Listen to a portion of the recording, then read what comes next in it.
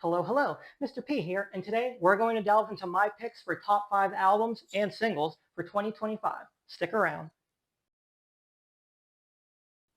Hey there, and welcome to episode 21, I think, of Cup of Tea with Mr. P. Now, last year I did one of these videos on my top 5 favorite singles released in 2024 because people don't really have the attention span to listen to a full album anymore. But I had students actually tell me they checked out the albums after listening to the songs. So I said, all right, let me go ahead and do this year's on albums too. Before I get into my list, as always, do me a favor and hit that like and subscribe button below. The YouTube algorithm hates me and it makes it very difficult for my videos to pop up. So hit those like and subscribe buttons below, down there. You know what to do. Go ahead. Yay! Thanks. And now, in no particular order, on to my top 5 of 2025. Tremonti, The End Will Show Us How. What a way to start the year off. I guess it shouldn't be a surprise that Tremonti made my list for 2025 because he was on my list for 2024.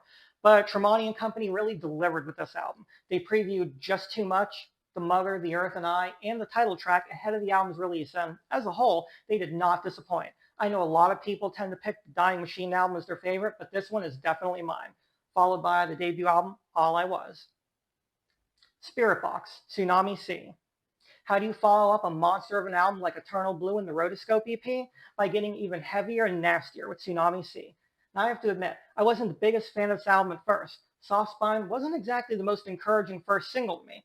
Personally, I think that Deep End would have been a much better choice, but after a road trip with my best friend across the state, this album somehow turned into like my spring break soundtrack, just constantly on repeat. I loved how there were some tracks that weren't just heavy, but super creepy, like made for a horror movie kind of stuff, like my favorite track, Ride the Wave. Courtney just has a way with vocal melodies where she's able to turn ultra heavy tracks like Keep Sweet and Perfect Soul and give them an almost pop edge. Almost. They're always creative when peppering electronic elements too, like No Loss, No Love. This album just keeps surprising, and I can't wait to hear what they do on their next album. Black Math, Hex. Another band that appeared on my 2024 video was Black Math. I mentioned what was Hex's first single, Disintegrate, and then they went and followed it up with Hex, Come Get It. And holy crap, what a cool and different track for them. Ben Flanagan has a great voice, but does it soar during that chorus? Well done, man. Little Undead has a combination of like a creepiness meets new wave feel that almost acts like a peak and valley. Love it. Other standouts like the driving Badland and the album's closing track, Fake Your Own Life, are just instant repeat tracks. If you've been sleeping on Black Math, check them out. Their albums and EPs are just stellar, and Hex is just another great one to add to that listening list. Machine Head, Unatoned. Probably my oldest favorite on this list. Machine has been kind of hit or miss the past 15 years or so, but you got to give him props. Rob does what he wants and sticks to it no matter what people might have to say about it. But this time what people might have to say is, holy crap, they knocked it out of the park this time. The band comes out swinging on the thrashy Atomic Revelations and the pounding Unbound, which sounds like it could very easily fit in with the Burn My Eyes era of the band. Unatoned has mood shifts, steering by Fist Up, harmonizing sing-along vocals by Rob Flynn and bassist Jared Nick Eckern throughout pretty much every song. From the more modern-sounding Outsider and Bone Scraper to the decidedly mid-tempo Not Long for This World, Machine Head really varies this album a lot, making it probably one of the more enjoyable metal albums I've listened to in a long while. 3 Days Grace, Alienation. Okay, I have no doubt that this was on many people's most anticipated albums of the year list, and for good reason. Adam Gontier.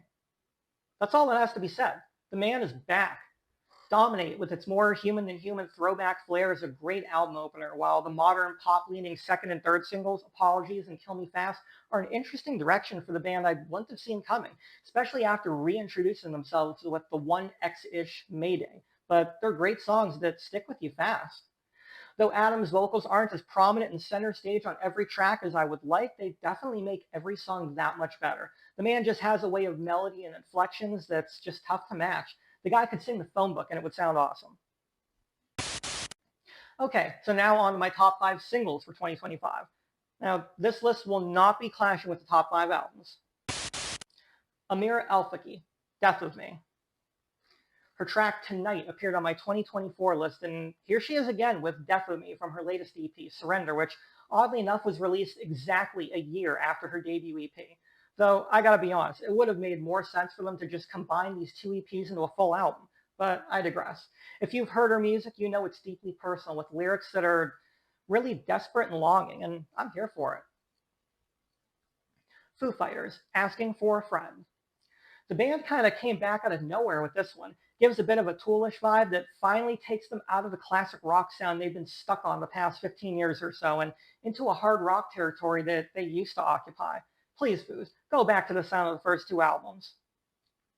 The Devil Wears Prada, everybody knows. I can't say I'm a very big fan of this band. I've seen them a bunch of times over the years, but this was the first time I heard a song by them and was like, hey, what's this? I was really surprised when it said on my radio, The Devil Wears Prada. But hey, if this is the direction they're going, I'm down. Poppy, Amy Lee and Courtney LaPlante, End of You. I know this one has made a lot of end of year lists, and for good reason. It's freaking awesome. Released a few months ahead of what would be a joint 2026 tour for all three female artists. It's just great. Putting Amy Lee of Evanescence, Courtney LaPlante of Spiritbox, and Poppy together on one track, it almost seems like a no-brainer. Story of the Year, Gasoline, All Rage, Still Only Numb. Only released in the past month ahead of their upcoming album Arson, this one really took me by surprise. Story of the Year is definitely a much heavier band than what most people know them by, and this track is sure to turn a few heads. It honestly reminded me of a track off the latest Limp Bizkit album too, which is kind of cool. And that's about it, peoples. My top 5 picks for albums and singles of 2025. Agree with me? Disagree? Whatever. Tell me what you think in the comments section below. While you're at it, hit that like and subscribe button below so you know when the next episode of Cup of Tea with Mr. P goes up, my next gear review, or the next episode of my tone matching series, which incidentally goes up the first week of 2026. Until then, I'm Mr. P, and I'll be seeing you next year.